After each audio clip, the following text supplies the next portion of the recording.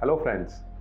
In a business founder's life, although sales become a very important part, but there is also one more aspect which really takes precedence every day of your life. What is that? Hiring and firing an employees. There are two aspects to it. One part is when an employee who has been really good with you for a long time but now is not performing. So what to do? Should we keep that person or should we fire that person? And the second aspect is somebody has been really giving you the results, but now that person has decided to go. Now he has decided that he wants to venture outside and doesn't want to work with you anymore. Both the things are very critical. What to do in these cases? Let's find it out.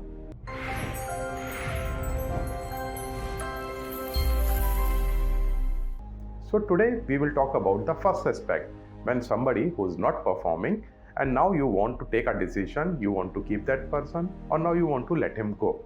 And tomorrow we will talk about the other aspect, when somebody very close to you, very important to you in the organization wants to leave. So let me tell you a story which is a real life one. So one of my clients, let's call him Deepak. So Deepak was really managing his engineering company very well. He had almost 40 odd employees and some of them were very critical. Because of last 7 years, they have been working day and night, performing well, and the company was going to great heights. But now couple of those people who were on a top management were not performing. Why they were not performing? Well, Deepak didn't know at that time. But the thing was, he could see that even if he gave all the motivation in terms of salary hike, in terms of other facilities, still the performance was not coming up to the mark. But because they were there with the company from the start, it's becoming a very tricky situation for Deepak. Should he really fire those employees or should he retain them and accept whatever he's getting out of them? What do you think the case should be?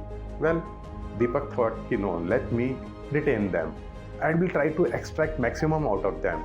So a year passed on, and what happened is they got involved in a couple of projects which were very important for the company.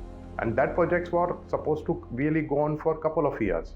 So after 1 year, when he saw their performance again not coming up to the mark, but now he was in a turmoil. Why? Because now he could not let them go because they were a part of very important projects. Now he got stuck. So that's what the problem is. If you are not able to decide at the point you should keep the employees or you should let them go, I think from my point of view, the best part is you should let them go. Maybe in the short term, you will get a hit. You will really feel the pinch of doing the things maybe yourself or with your top management, but then you will be able to fill up the vacuum. If you won't really empty the glass, then there will be no other person who could come and really perform. Well, about Deepak, he fired them after 1 year. It became a bit tricky for him. He had to convince the client that why he really took that decision. But in the end, he got somebody who was double as good as what he had earlier. And then situation became from good to really great for him.